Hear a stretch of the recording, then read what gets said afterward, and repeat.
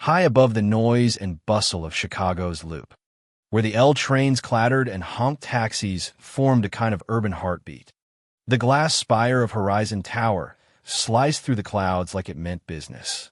Way up on the 42nd floor, Nexus Tech's headquarters felt like the cockpit of a spaceship about to make a jump to light speed or maybe crash into a black hole, depending on who you asked that night. Michael Reynolds, 38, CEO, sat at his oversized desk with the city's skyline stretching out behind him. His tie was loose, hair a little wild, and the glow from 3 computer monitors gave his face sharp edges. He was deep in a spreadsheet that just refused to add up. Revenue projections swinging out of control, millions off, and the product launch for their new AI-driven app already a week behind schedule thanks to a stubborn glitch.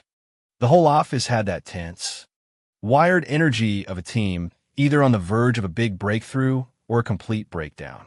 His inbox kept pinging, investors needing answers, the lead developer with a crisis call, the marketing team fuming over a botched campaign. He leaned back, eyes drifting to the lights of Chicago twinkling through the window, trying to ignore the slow-building sense that everything was coming unglued. The day had started rough and only gotten rougher. Morning meetings shuffled and rescheduled. The lead engineer out sick. A junior staffer forced to demo software in front of important partners only to watch it crash in real time. But sitting right in the middle of the chaos was a contract one that had landed on his desk just the day before like some kind of golden ticket. Apex Solutions, a name Michael had never dealt with, wanted a $10 million partnership to integrate Nexus Tech's AI into their global supply chain network. The contract was almost too generous. Upfront payments, barely any oversight, crazy growth promises, and an urgent deadline. Michael had been around the tech block enough times to know that clean deals like this were rare. Sometimes, too rare. The legalese in the contract. Vague deadlines. The insistence that he sign by tomorrow something about it just kept picking at him. His legal team was supposed to review it, but they were buried under all the other fires. The office was thinning out as night fell. Down the corridor, Sarah Carter pushed a cleaning cart, her dark hair in a tight bun and uniform wrinkled from a long shift. At 34, she'd spent the last 3 years working nights to provide for her daughter, Lily. Usually, Lily stayed home, but her sitter canceled, and Sarah had no choice but to bring her along. To Lily, the skyscraper was a wonderland of shiny glass, speedy elevators, and futuristic gadgets. "Mom, can I sit in the big chair again?"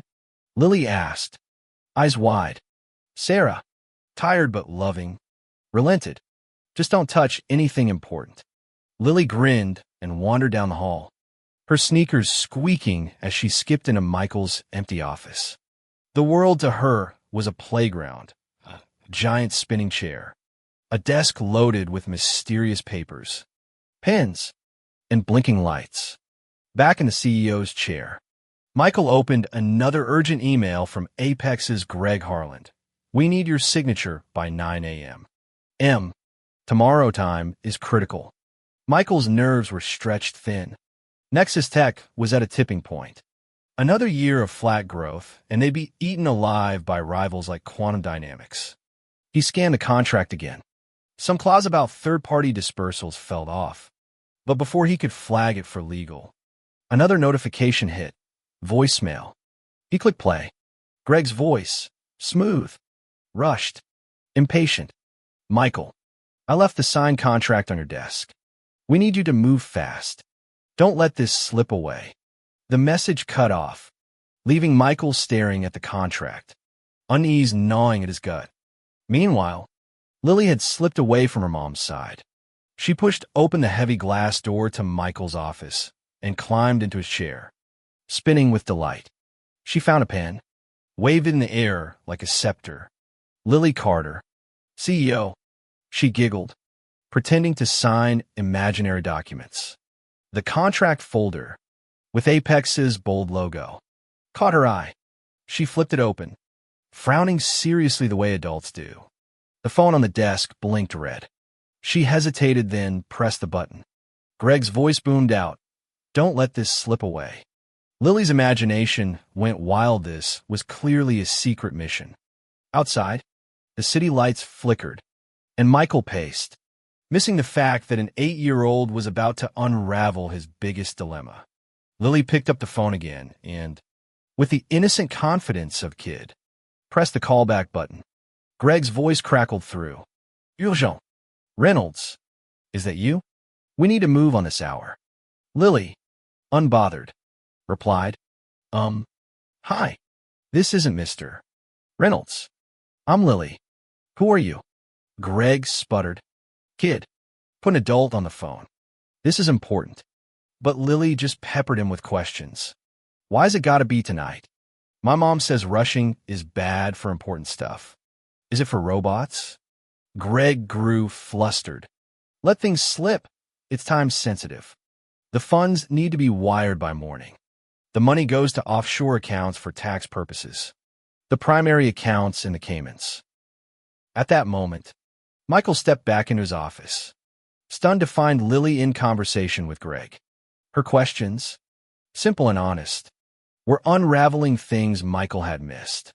Offshore accounts? Caymans? Suddenly, all the red flags he'd felt about the contract went from background noise to air raid sirens. Michael gently took the phone. "Greg, it's Michael. We need to talk." His mind raced. Lily, beaming, slid off the chair. I answered the phone like a boss.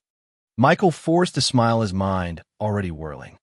The next morning, Michael gathered his core team: legal, finance, development.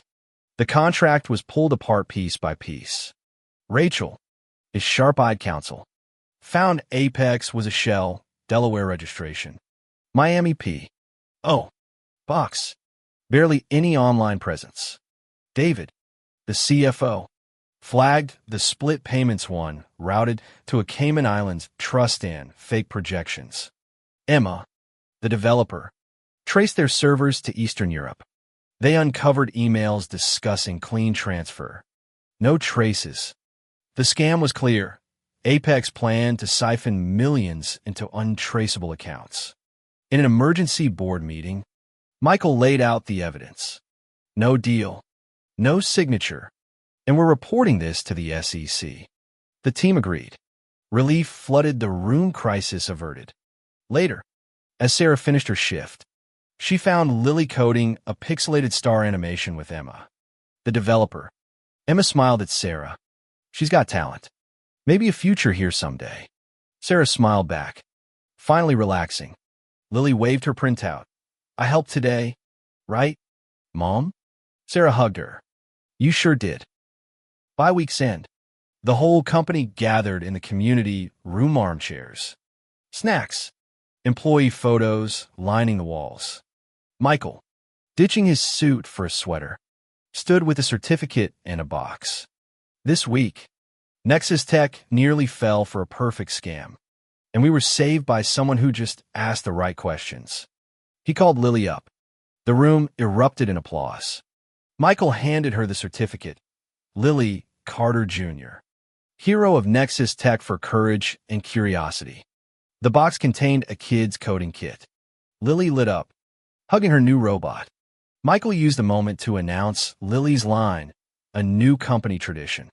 Once a month, everyone, from interns to executives, could ask any question, no matter how simple or tough. No judgment.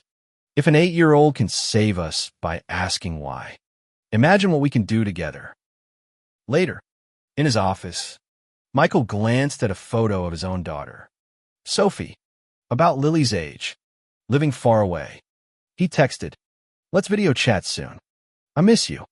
Looking out at the city, he realized sometimes the smallest voices ask the biggest questions, and sometimes those questions are what save you. The next day, a plaque went up. Lily's line where questions find answers. Employees joked that their best auditor was an 8-year-old with a knack for chaos. Back at school, Lily became a legend. spinning tales of her secret mission. At Nexus Tech, meetings grew more open, the culture more honest, trust rebuilt. The lesson was simple. In a world full of big moves and bigger egos, the bravest thing you can do is ask the right question and listen. Even if the voice is small, even if it's wearing yellow gloves.